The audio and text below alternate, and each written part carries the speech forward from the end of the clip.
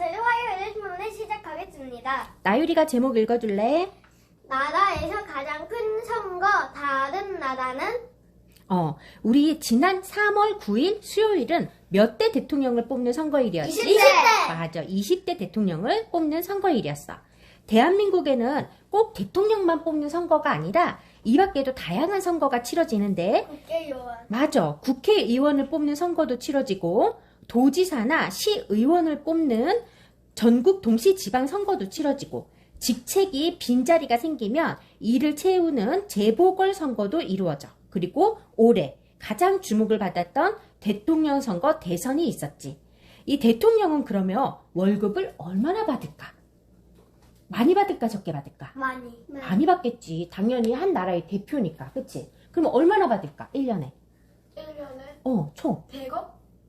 그렇게까지나 많이? 50억? 50억? 아니, 그 정도까지는 아니고 우리나라 대통령이 2억? 맞아. 2억. 여기 딱 나왔어요. 그래. 2021년 기준으로 우리나라 대통령은 1년에 2억 3,822만 7천 원을 받았대. 그리고 미국 대통령은 연 40만 달러를 받는데 40만 달러 하면 우리나라 돈으로는 4억 9,480만 원 정도가 돼. 한 나라의 원수, 나라를 대표하는 직업이니까 그만큼 많은 연봉을 받는 거지. 그러면 우리나라 대통령의 권한은 어디까지일까?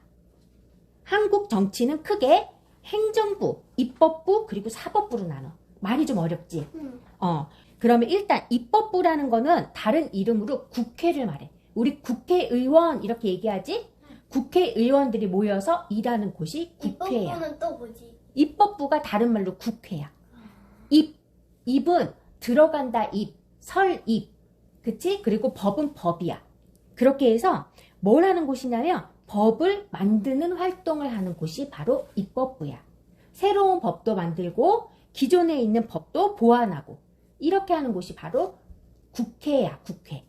그러면 국회의원들이 하는 일이 뭐라고? 법을 만드는 곳이야. 그리고 국회는 또 대통령과 정부가 일을 잘하는지 살피는 역할도 해. 그리고 또 국회는 나라의 살림살이를 결정하는 일도 해. 한 해 동안 나라 살림에 필요한 비용을 정하고 그 돈이 어디에 얼마나 쓰여야 하는지도 정해주고 또 이미 사용한 돈이 계획대로 잘 쓰였는지 심사를 해주는 것도 바로 국회야. 거기서 국회의원들이 이러한 일을 하는 거야. 이 국회가 다른 말로 입법부라는 거야. 그리고 이 밖에도 대통령이 임명하려는 사람이 그 자리에 적절한 사람인지도 국회의원들이 꼼꼼히 살피는 역할도 하는 거야. 그러니까 많은 일들을 하고 있지. 그러면 사법부라는 거는 무엇을 말하는 걸까? 사법부는 법원을 말해. 그러면 법원은 무엇을 하는 곳일까? 결정 내리고 심판 내리고 판결. 그래. 판결 내리고 법을 어겼나 안 어겼나, 어겼으면 얼마나 어겼나, 벌을 어떻게 줘야 되나 이런 것들을 판결을 하고 심판하는 곳이지. 네. 그래서 사법부는 법원을 말하는데 헌법과 법률을 적용해서 심판하는 곳을 말해. 세 번째, 행정부. 행정부란 행정을 맡아보는 국가기관인데 즉 우리가 일반적으로 말하는 정부라고 말하는 게 바로 행정부야. 정부에서 이렇게 하기로 발표했어요. 이런 말들 많지? 그게 바로 행정부를 말하는 거야. 법률을 집행하는 곳이 바로 행정부야. 법을 만드는 곳이 어디라고? 입법부. 그래. 그리고 법을 적용해서 심판하는 곳이 사법부. 사법부. 그러면 법을 집행하는 곳. 행정부. 맞아. 행정부인 정부의 수장, 대표가 바로 대통령이야. 장관을 임명하거나 하위 법인 대통령령을 만들 수 있고 국군의 통수권을 가지는 등 권한이 다양하고 아주 강해. 이 대한민국은 행정부, 입법부, 그리고 사법부 힘이 한쪽으로 쏠리지 않도록 이 세 가지의 부서가 서로 견제하는 역할을 하는 거야. 한쪽으로만 힘이 쏠리면 안 되겠지. 네. 나라에서 가장 높은 자리인 대통령은 뭐든지 다 마음대로 할 수 있을 것 같지? 대통령이 아니요. 아니야, 맞아. 너희가 얘기한 대로 아니야. 대통령의 권한이 많지만 그 가운데 상당수는 국회의 승인을 받아야 돼. 국회의 승인을 받지 않으면 그 법이 통과가 안 돼. 그리고 대통령이 이거 하자. 아니면 나는 이러한 사람을 이러한 장관 자리에 임명하고 싶어. 라고 이야기를 해도 국회에서 승인해주지 않으면 그럼 진행할 수가 없어. 국회가 대통령처럼 행동하는 게 아니에요? 대통령이 이걸 말하면 국회가 안 된다고 하면 못하는 거잖아요. 그럼 국회가 대통령 같은 게 아닌가? 그렇지. 나율이가 아주 좋은 지적을 해줬는데 그렇게 되면 국회의 힘이 너무 세져서 대통령의 힘을 능가해서 국회가 막 좌지우지할 수 있는 거 아니에요? 이런 의미지. 그렇지만 그렇게 되지 않기 위해서 우리는 행정부, 입법부, 사법부 세 개를 놔두고 서로 견제하게끔 이렇게 한쪽의 힘이 너무 세지지 않게끔 서로 견제하게 이렇게 만들어 놓은 거야. 그렇지만 대통령제라는 것은 대통령의 권한이 굉장히 강해. 그래서 대통령이 임금님이야? 이 정도로 생각할 정도로 권한이 강하기 때문에 제왕적 대통령이라는 비판이 나오기도 해. 제왕적? 그럼 모든 나라가 다 우리나라처럼 대통령제를 할까? 아니요. 너희가 알고 있는 대통령제가 아닌 나라가 어디 있어? 일본. 일본, 맞아. 미국은 대통령제야. 그리고 또 영국이 대통령제가 아니지. 우리가 알고 있는 가장 대표적인 나라, 대통령제가 아닌 나라가 일본과 영국이야. 통계청에 따르면 1인당 국민소득이 한국보다 높은 국가 가운데에 대통령 중심제를 택한 나라는 미국 하나뿐이래. 대통령제를 변형한 의원 집정부를 택한 곳도 프랑스 등 3개 국뿐이야. 나머지는 모두 의원 내각제라는 걸 택하고 있어. 우리나라에서 대통령은 정부의 최고 책임자로 나랏일도 하고 또 외국과 관계할 때 국가를 대표해서 나가서 일을 하지. 우리나라의 대통령은 우리나라처럼 대통령을 중심으로 나랏일이 운영되는 형태를 바로 대통령제라고 이야기를 해. 대통령제의 기본 원칙은 국회와 정부, 사법부가 엄격하게 권력을 나눠 가져서 서로 한쪽으로 힘이 쏠리지 않게 견제를 하는 것. 이게 바로 대통령제의 기본이야. 그런데 대통령제의 장점은 뭐냐면 대통령의 임기 기간 동안, 우리나라 임기 기간 몇 년? 5년. 5년, 맞아. 그 동안엔 나라가 안정적으로 운영될 수 있다는 장점이 있어. 단점은 뭘까? 단점은 대통령의 힘이 너무 센 거. 맞아. 대통령의 힘이 너무 세져서 자칫하면 독재 정치로 이루어질 수 있다라는 거야.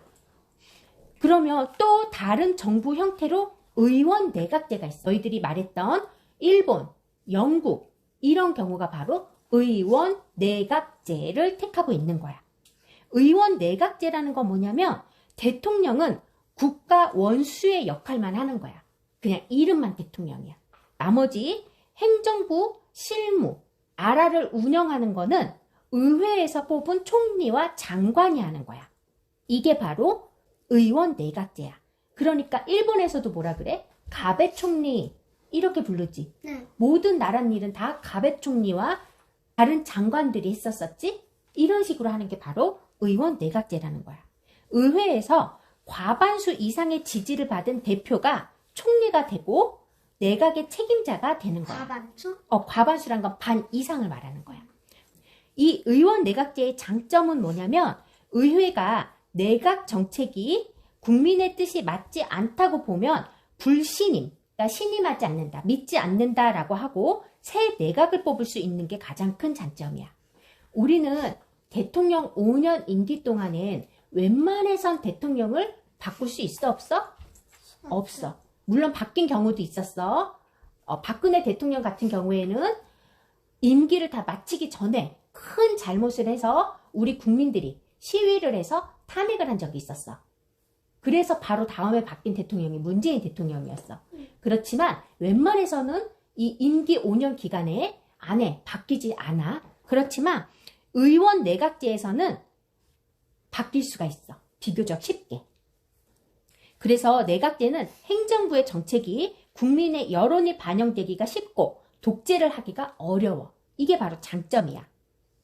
단점이 뭐냐면 내각제는 정권을 잡고 있는 정당, 그러니까 여당이 행정부와 입법부를 동시에 다스리기 때문에 막대한 권력을 가지고 나라를 제멋대로 운영할 수 있어. 여당이 뭐지? 여당이라는 건 지금 정권을 잡고 있는 당.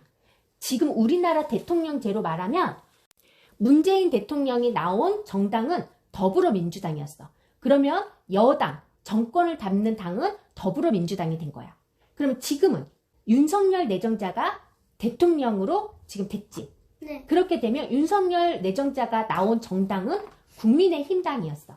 그러면 이제 앞으로의 여당은 국민의힘당이 된 거야.